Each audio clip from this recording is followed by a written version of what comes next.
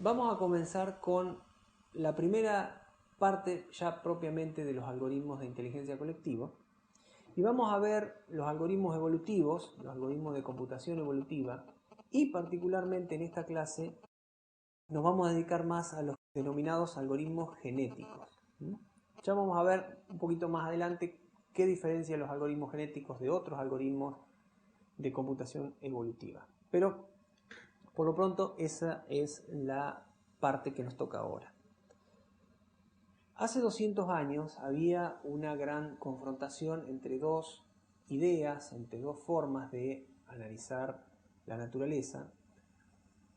La reinante, que era la visión creacionista, donde todas las especies de la naturaleza habían sido creadas como tales, sin más, y había otra idea que empezó a surgir, que era de que las especies se habían ido modificando con el tiempo. No necesariamente que no habían sido creadas, pero al menos empezó a surgir alguna evidencia, algunos fósiles y algunas particularidades de que había habido cambios, de que los animales no habían sido iguales siempre a lo largo de los miles y miles de años.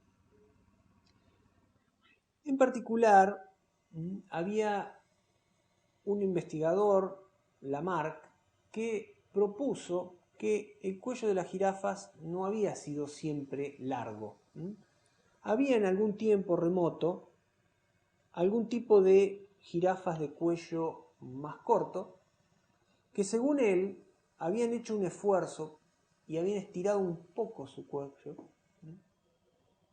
lo habían estirado y eso se había transmitido a sus hijos, que ya nacieron con el cuello un poco más largo e hicieron nuevamente un esfuerzo. ¿Por qué? Porque había unas ramas de árboles que le permitían alimentarse y tener alguna ventaja en relación a otras especies y que estaban altas, entonces se seguían estirando, seguían haciendo un esfuerzo y se seguían estirando. Entonces Lamarck proponía que luego de miles y miles de años de que esta jirafa le gustaba siempre la misma planta o obtenían ciertas ventajas evolutivas al comer esa planta que otros animales no comían, con los años, decía, habían logrado tener el cuello largo de esta manera tan extraña que a todos les sorprende. Sin embargo, había algo en la teoría de Lamarck que hoy sabemos muy bien que no es así y que invalidaba eso. La idea era una buena idea, pero ¿se heredan las propiedades que se adquieren durante la vida? Por ejemplo, si alguien tiene un accidente y queda sin una pierna, ¿hay algún efecto de eso en los hijos de esa persona? Si esa persona luego tiene hijos, ¿le va a salir una pierna un poco más corta o alguna cosa así? No. Digamos. O vamos a poner un ejemplo por la positiva.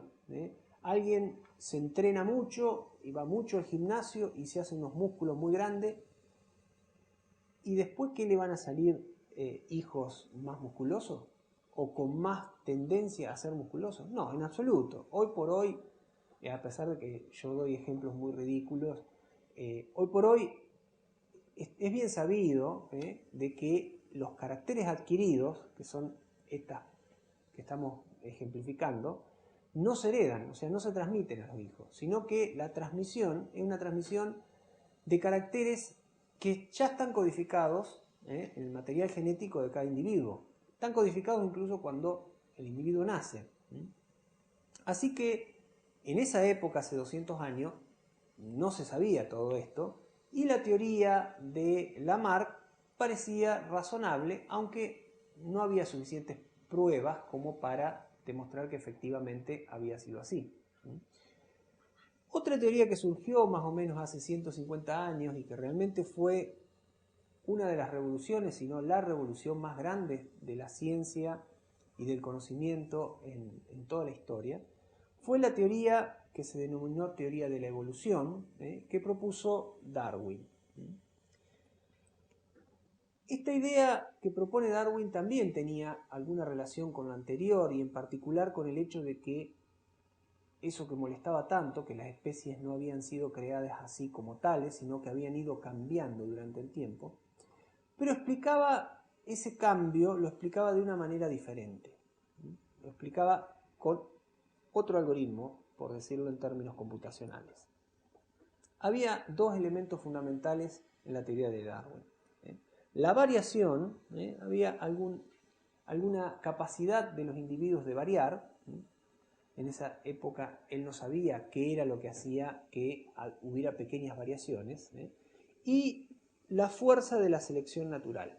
Ahora vamos a ver cómo funcionaba esta idea de Darwin. Darwin lo que decía es que a partir de la variación, en una generación de jirafas había alguna que tenía, por este fenómeno de variación, el cuello un poco más largo. Estas variaciones hoy sabemos cómo se dan. Un ejemplo son las mutaciones. Pero en esa época no se sabía y Darwin tenía la idea de que tendría que haber algún mecanismo que hiciera que hubiera pequeñas variaciones en los individuos hijos generación tras generación.